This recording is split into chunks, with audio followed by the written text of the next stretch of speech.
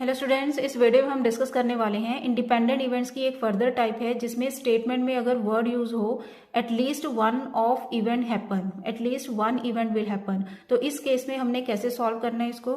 जैसे हमारे पास एग्जांपल है अ डाई इज टोस्ड थ्राइस, यहाँ जैसे 3 टाइम्स हो गया तो 4 टाइम्स भी हो सकता है, 10 टाइम्स भी हो सकता है। ओके, तो इसको हमने कैसे यूज करना है। Next, find the probability of getting an odd number.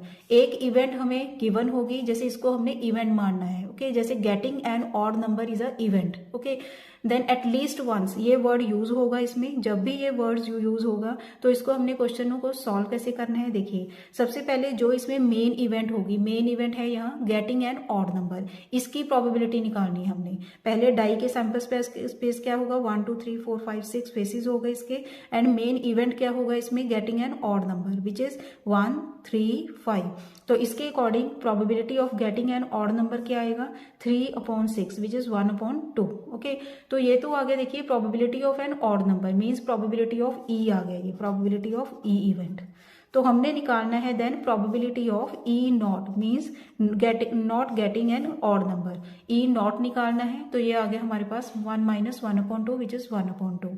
तो इसकी रिक्वायर्ड प्रोबेबिलिटी क्या होगी, इसका फॉर्मूला हम यूज करेंगे 1 minus probability of E not, not happening का यूज करना है हमने, रेस टू पार। जितनी टाइम्स उसको टॉस किया गया, अगर जैसे क्वाइन की बात हो रही है, अगर क्वाइन को टॉस जितनी बार किया जाएगा उसके ऊपर उतनी पार ही लगाएंगे हम। जैसे यहाँ डाई को 3 टाइम्स टॉस किया गया है तो इसके ऊपर उतनी ही पार लगेगी। ओके, मीन्स ये फॉर्मूला होगा 1 minus probability of A not यहाँ लगेगा रेस टू पार जितना भी टाइम्स होगा, जैसे n टाइम्स, ये फॉर्मूला होगा इसका मेन। ओके, तो इसको हमने यूज कर लिया, फॉर्मूला लगाकर हमारे पास आंसर आ जाएगा 7/8। ओके, नेक्स्ट क्वेश्चन देखिए, इससे और क्लैरिटी होगी।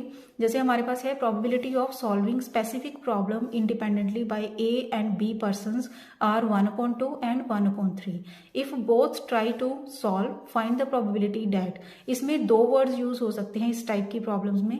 जैसे फर्स्ट वर्ड यूज हो सकता है at least one of them solve the problem, और ये भी वर्ड हो सकता है कि problem is solved. Okay, problem is solve का क्या मीनिंग होगा कि या तो दोनों ने सॉल्व किया है या दोनों में से एक ने सॉल्व किया है। तो मेन वही सेम हो गई, at least one of them solve the problem. Okay, तो पहले क्या करेंगे हम, प्रोबेबिलिटी ऑफ ए आ गया, प्रोबेबिलिटी ऑफ बी आ गया, then probability of A not निकाल लिया हमने, then probability of B not निकाल लिया।